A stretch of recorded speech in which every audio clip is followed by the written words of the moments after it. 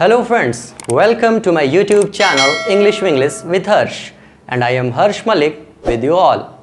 आज हम लोग बात करेंगे न्यू एजुकेशन पॉलिसी 2020 के बारे में जो कि हमारे देश में लागू होने जा रहा है।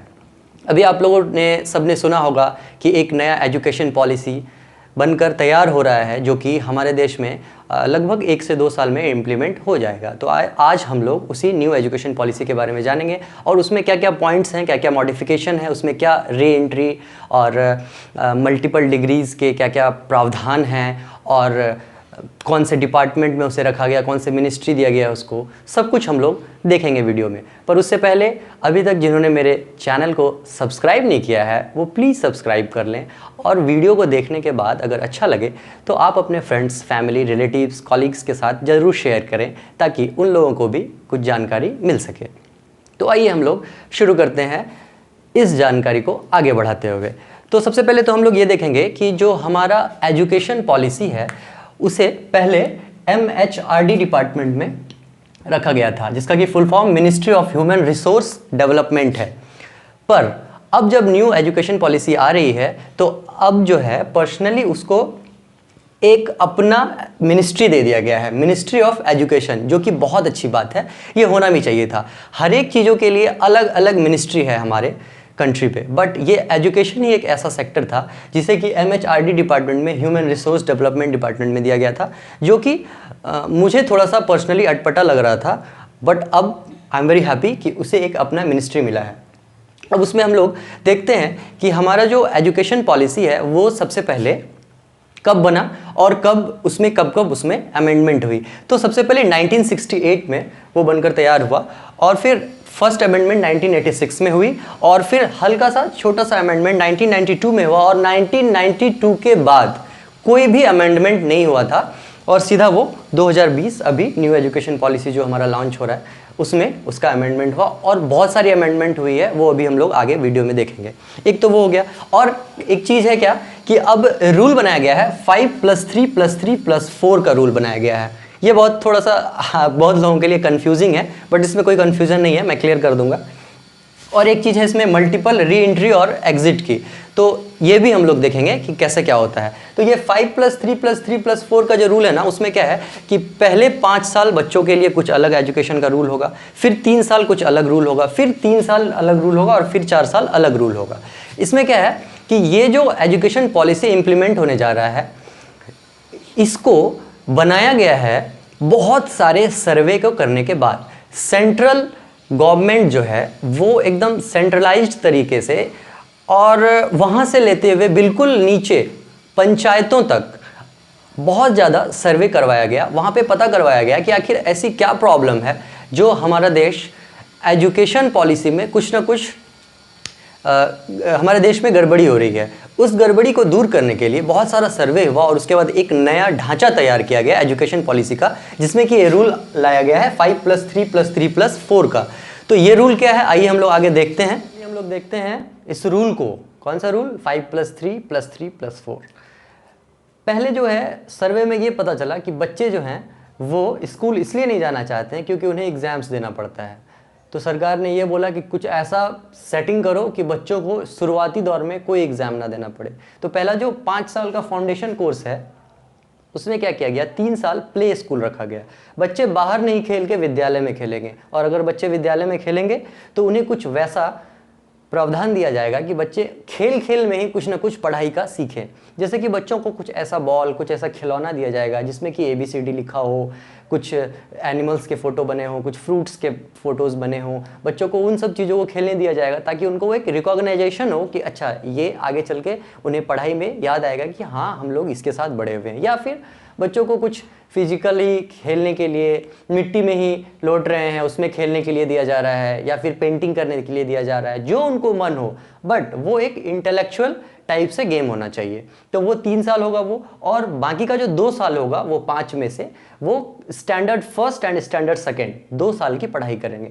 तो ये 5 साल जो फाउंडेशन कोर्स में बच्चे पढ़ाई करेंगे उसमें उनको कोई एग्जाम नहीं देना है, ठीक है। और टीचर्स को उस हिसाब से ट्रेनिंग दी जाएगी कि बच्चों को लुभा करके किस तरीके से स्कूल में अटेंडेंस बनाना है बच्चों का, मतलब कि बच्चे स्कूल में प्रेजेंट हों, ये टीचर्स की जिम्मेदारी होगी कि आप उन लोगों को कितने अच्छे से ट्रीट करते हैं। ये हो गया हमारा फाउंडेशन, फर्स्ट 5 इयर्स का रूल। फिर +3 जो है तो उसको देखते हैं। फिर दूसरा जो थर्ड है तो वो प्रिपरेटरी मोड होगा, जो 3 साल का है। वो प्रिपरेटरी मोड में हम लोग क्लास 3, 4 और 5 पढ़ेंगे, standard 3rd, 4th and 5th की पढ़ाई हम लोग करेंगे। उसमें क्या होगा कि एग्ज़ाम्स आपका स्टार्ट हो जाएगा। 5 साल आपने कोई एग्ज़ाम्स नहीं दिया, बहुत अच्छे से पढ़े लिखे आगे बढ़े। अब जो है आपको 3 साल एग्ज़ाम देना होगा। 3rd क्लास पढ़े, एग्ज़ाम देके 4th, एग्ज़ाम देके 5th क्लास में। उसमें क्या होगा ना, हम लोग कुछ एक्टिविटी पे ध्यान देंगे बच्चों की, कोई ऐसे एक्टिविटी जो बच्चों के लिए फ़ायदेमंद हो, जैसे कि उनको फर्स्ट एड सिखाया जाएगा, या फिर उन लोगों को फिज़िकल एक्टिविटी सिखाया जाएगा, जो कि फ़िज़िकल ट्रेनिंग वगैरह होती है, एक्सरसाइजेज वगैरह होती है, और भी इस टाइप्स के डिज़ाइन किए जाएंगे कि उन बच्चों के लिए वो क्या फ़ायदेमंद हो। ये तो हो गया एक्टिविटी की बात। अब एक चीज़ और नया जो इम्प्लीमेंट हुआ है वो है कि लैंग्वेज का कोई बैरियर नहीं होगा, कोई बाउंडेशन नहीं होगा। आपका विद्यालय जिस इलाके में है, अगर आप पंजाब में हैं तो आप बच्चों को रीजनल भाषा में पढ़ा सकते हैं, पंजाबी में पढ़ा सकते हैं। अगर आप हरियाणा के हैं तो आप बच्चों को हरियाणवी में पढ़ा सकते हैं। जनरली ये देखा गया कि होता क्या है कि बच्चे घर में जिस भाषा में बात करते हैं उसी भाषा को वो लोग प्रेफर करते हैं, अपने दोस्तों में भी उसी टोन में बात करते हैं। तो सर्वे में ये पता चला कि अगर हम उसी भाषा में स्कूल में भी पढ़ाई करवाएं तो बच्चे कुछ ज़्यादा उसको कैच करेंगे। तो इसलिए बाउंडेशन हटा दिया गया। विद्यालय पे कोई बाउंडेशन नहीं है कि आपको हिंदी में ही पढ़ाना है या इंग्लिश में ही पढ़ाना है, बिल्कुल कोई बाउंडेशन नहीं है। आपको मन है तो आप इंग्लिश में पढ़ाएं, आपको मन है तो आप हिंदी में पढ़ाएं, और अगर आपको मन है तो आप रीजनल लैंग्वेज में भी पढ़ा सकते हैं।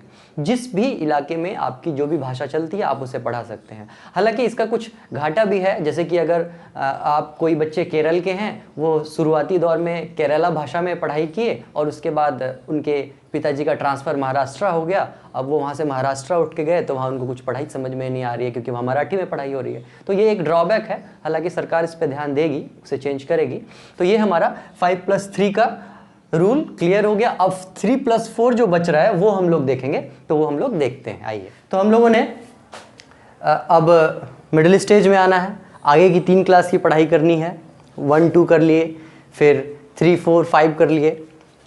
अब 6, 7, 8 की पढ़ाई जो हम लोग करेंगे उसमें क्या नया चेंज है वो देखिए।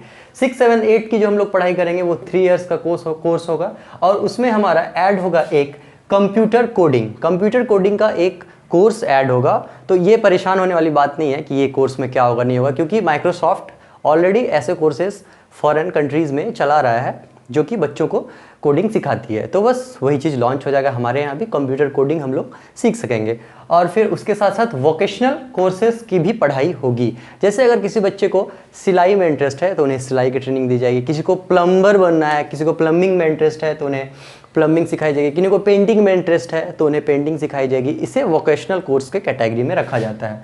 उसके बाद जो हमारा बेसिक सब्जेक्ट है मैथ्स, साइंस, आर्ट्स, वो तो हम लोगों की पढ़ाई होगी ही। और साथ साथ एक इंडियन लैंग्वेज हमें पढ़ना ही होगा, जैसे कि या तो हिंदी या संस्कृत या उर्दू। ये चीज़ हमारा पढ़ाई उस वक्त से स्टार्ट हो जाएगा। तो ये हमारा था क्या, middle stage for the rule of 3। अब हमारा एक और है +4। तो +4 में हम लोग क्या है कि सेकेंडरी स्टेज को हम लोग उसका नाम देते हैं। सेकेंडरी स्टेज में क्या है कि 4 इयर्स की पढ़ाई करनी है, और यहाँ से हमारा सेमेस्टर वाइज एग्जाम स्टार्ट हो जाएगा। जनरली क्या होता है ना, बच्चों को साल भर पढ़ाया जाता है और फिर एग्ज़ाम लिया जाता है ईयर के लास्ट में। बच्चे 8-10 महीने तक तो कुछ पढ़ते ही नहीं है, और उसके बाद जब एग्ज़ाम का टाइम आता है तो फिर पढ़ाई के लिए खोज करते हैं, और फिर पूरी कंप्लीट हो नहीं पाती है पढ़ाई और एग्ज़ाम ख़राब चला जाता है। तो सेमेस्टर वाइज एग्ज़ाम होगा, 6 महीने पे एग्ज़ाम होगी। उससे क्या होगा कि हर 3-4 महीने के बाद बच्चों पे थोड़ा सा प्रेशर आएगा कि नहीं पढ़ाई करनी है, एग्ज़ाम होना है, तो बच्चे लगातार पढ़ाई से कंटिन्यूटी बना के रखेंगे, तो वो सेमेस्टर एग्ज़ाम हो जाएगा।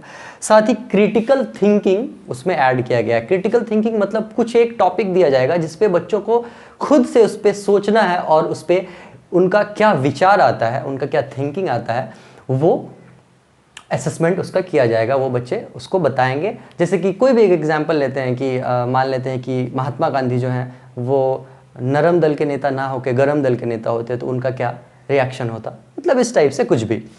वो क्रिटिकल थिंकिंग हो गया। उसके बाद एक चीज़ और है क्या, फॉरेन लैंग्वेज हमें पढ़ाई करनी होगी।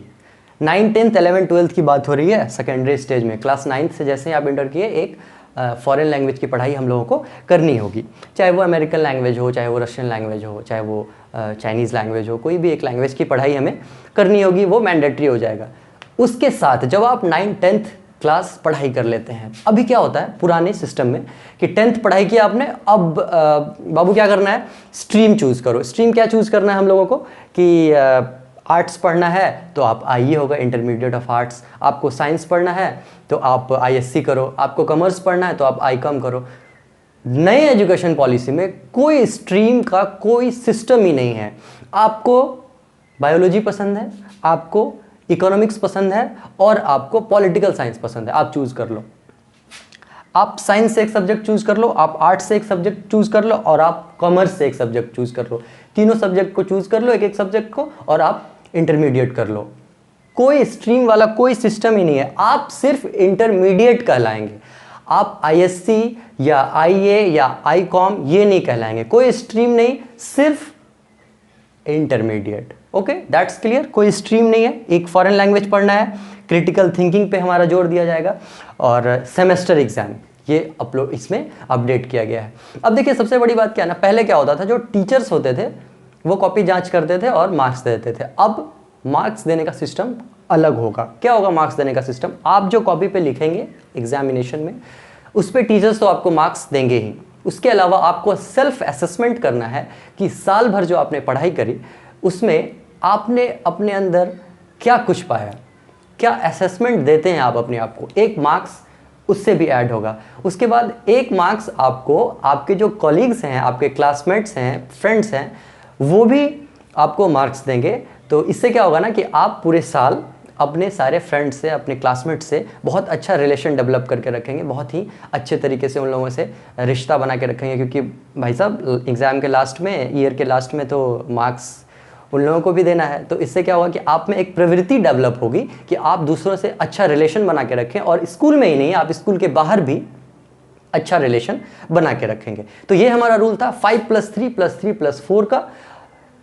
सेकेंडरी स्टेज हम लोगों ने पार कर लिया, इंटरमीडिएट कर लिया। कोई आईएससी, आईए या आईकॉम नहीं, जिस स्ट्रीम से जो सा भी सब्जेक्ट आपको चूज़ करना है आप चूज़ करो और पढ़ाई करो। ये था अभी तक का 12th तक का। अब हम लोग देखते हैं क्या ग्रेजुएशन में जब हम लोग जाते हैं तो उसका क्या रूल है, उसे हम लोग आगे देखते हैं। तो आइए अब हम लोग इंटरमीडिएट के बाद ग्रेजुएशन की ओर रुख करते हैं। ग्रेजुएशन में क्या है कि पहले मतलब अभी के सिस्टम में क्या है कि हमें स्ट्रीम चूज़ करना है, फिर से वही साइंस पढ़ना है तो बीएससी कर लो भाई, कॉमर्स करना है तो बीकॉम कर लो, आर्ट्स करना है तो बीए कर लो, आपको हिस्ट्री पॉलिटिकल साइंस पढ़ना है तो आपको बीए करना होगा, आपको बिजनेस स्टडीज़ पढ़ना है, इकोनॉमिक्स पढ़ना है तो आपको कॉमर्स पढ़ना होगा, और अगर आपको फिजिक्स, केमिस्ट्री, बायोलॉजी, मैथ्स पढ़ना है तो आपको साइंस पढ़ना होगा। लेकिन अब ऐसा कुछ भी नहीं, कोई स्ट्रीमिंग नहीं, कुछ नहीं, कोई स्ट्रीम नहीं है। आपको जो जो सब्जेक्ट चूज़ करना है बिल्कुल इंटरमीडिएट की तरह, साइंस से चूज़ कर लो, कॉमर्स से चूज़ कर लो, आर्ट्स से चूज़ कर लो, आप ग्रेजुएट कहलाएंगे, आप सिर्फ ग्रेजुएट कहलाएंगे। आप bachelor in arts, bachelor in science या बैचलर इन कॉमर्स बिल्कुल नहीं कहलाएंगे, ठीक है। अब एक और मॉडिफिकेशन हम लोग क्या है वो देखते हैं। पहले क्या होता था कि हम लोगों ने ग्रेजुएशन में एडमिशन लिया, 3 साल का ग्रेजुएशन है, हम लोग 2 साल पढ़ाई किए अगर, और किसी कारणवश छूट गई और 2-3 साल पढ़ाई छूट गई, फिर से अगर ग्रेजुएशन करना है तो फिर से आप फर्स्ट ईयर से स्टार्ट करो। बट अब ऐसा बिल्कुल नहीं है। आपने फर्स्ट ईयर पढ़ाई करी, आपको एक डिग्री मिल जाएगी जिसका कि नाम सर्टिफिकेट होगा। आपने सेकेंड ईयर पढ़ाई करी, आपको मिल जाएगा डिप्लोमा। आपने थर्ड ईयर पढ़ाई करी, आपको मिल जाएगा डिग्री, और आपने 4 ईयर पढ़ाई की, आपको मिल जाएगा रिसर्च का डॉक्यूमेंट, ठीक है। अब इस पे क्या है ना कि आप सेकेंड ईयर पढ़ाई करके आप अपनी पढ़ाई छोड़ दो। सेकेंड ईयर में आपको डिप्लोमा की सर्टिफिकेट मिल गई है, आप इसको लेकर के चले गए। 5 साल के बाद आपको पढ़ाई करनी है तो आपको फिर फर्स्ट ईयर से एडमिशन नहीं लेना है, आप अपनी डिग्री दिखाएंगे कि आपके पास अच्छा डिप्लोमा की है सर्टिफिकेट, आप जो है थर्ड ईयर में एडमिशन ले सकते हैं, ठीक है। ये सबसे बड़ा फ़ायदेमंद चीज़ है। पहले क्या होता था कि लोग ग्रेजुएशन करते करते अगर छोड़ दिए और फिर से उन्हें ग्रेजुएशन करने का मन हुआ तो वो इस टेंशन में नहीं करते थे कि फिर से फर्स्ट ईयर से स्टार्ट करो, first year, second year, third year फिर करो। तो अब इस चीज़ को चेंज कर दिया गया है, आप किसी भी ईयर में छोड़ सकते हैं और किसी भी ईयर में पकड़ सकते हैं। मल्टीपल जो है वो री एंट्री हो गया या एग्जिट का सिस्टम हो गया है। और ग्रेजुएशन जो है वो 4 साल का होगा। 1 2 3 4 फर्स्ट ईयर में आपको सर्टिफिकेट की मिलेगी, सेकंड में डिप्लोमा, थर्ड में डिग्री और फोर्थ में आप रिसर्च। अगर आप 3 साल का ग्रेजुएशन करना चाहते हैं तो भी आप कर सकते हैं, अगर आप 4 साल का ग्रेजुएशन करना चाहते हैं तो भी आप कर सकते हैं। 3 साल करेंगे तो आपको डिग्री ग्रेजुएट बोला जाएगा और 4 साल करेंगे तो रिसर्च ग्रेजुएट बोला जाएगा। बट डिफरेंस यहाँ पे ये है 3 साल और 4 साल में क्या, कि जब आप मास्टर्स करना चाहेंगे, पोस्ट ग्रेजुएट करना चाहेंगे, तो अगर आप 4 साल के ग्रेजुएट होंगे तो आपको 1 साल में ही पोस्ट ग्रेजुएशन हो जाएगा। और अगर आप 3 साल के ग्रेजुएट होंगे तो आपको 2 साल लगाना होगा पोस्ट ग्रेजुएशन में। पोस्ट ग्रेजुएशन का कोई रूल चेंज नहीं हुआ है, वही 2 साल आपको लगना ही है। अगर आप ग्रेजुएशन में 4 साल लगा देते हैं तो आपको पोस्ट ग्रेजुएशन में 1 ही साल लगाना है। और अगर आप ग्रेजुएशन में 3 साल लगाते हैं तो आपको क्या करना है कि पोस्ट ग्रेजुएशन में 2 साल लगा देना है। ठीक है, ये हमारा रूल है। और फिर जब हम लोग पीएचडी की बात करते हैं आगे, डॉक्टरेट डिग्री की, तो एमफिल हटा दिया गया है, आप डॉक्टरेट की डिग्री ले सकते हैं। तो ये पूरे चेंजिंग्स थी हमारे पूरे एजुकेशन सिस्टम में। ये एक ओवरव्यू है, ये बस एक ओवरव्यू है, इस पर और भी चेंजिंग्स हैं और भी चेंजिंग्स हो रही हैं, कुछ कुछ अमेंडमेंट लगातार हो रही हैं, क्योंकि अभी तो इम्प्लीमेंट हुआ नहीं है पूरी तरह से। जब अमेंडमेंट हो जाएगी तो वो इम्प्लीमेंट हो जाएगा। अब उसमें हम लोग क्या देखते हैं, एक बहुत अच्छी चीज़ और क्या ऐड हुआ है कि top 50 foreign universities, top 50 foreign universities को हमारे कंट्री में अपना ब्रांच खोलने का अनुमति दे दिया गया है। और 4 साल के लिए जो स्कूलिंग जो था 5+3+3+4 का, उन 4 साल के लिए टीचर्स को एक स्पेशल टीचर्स ट्रेनिंग प्रोग्राम में हिस्सा लेना होगा और उनको वो ट्रेन होना होगा। और एक चीज़ नया हो गया है क्या कि सरकार जो है वो सेंट्रल में जो गवर्नमेंट है, सारी पावर जो है इस एजुकेशन पॉलिसी की उनके पास रहेगी। स्टेट गवर्नमेंट से जो भी अधिकार है वो छीन लिया गया है, टोटली सेंट्रलाइज्ड हो गया है एजुकेशन पॉलिसी में जितना जो कुछ भी है, हर कुछ। ठीक है, और कुल मिला के ये एक ओवरव्यू है। तो अब जैसे जैसे फिर नया अपडेट आएगा आप लोगों को उस अपडेट से पूरी तरह से अपडेटेड रखा जाएगा। तो ये है हमारा न्यू एजुकेशन पॉलिसी। आपने, आई होप कि आप लोगों को मैं अच्छे से समझा पाया होऊंगा। तो that's all for today and once again I request you कि जिन्होंने अभी तक मेरे चैनल को सब्सक्राइब नहीं किया प्लीज़ सब्सक्राइब कर लें। And thank you once again, welcome to my YouTube channel English Vinglish with Harsh.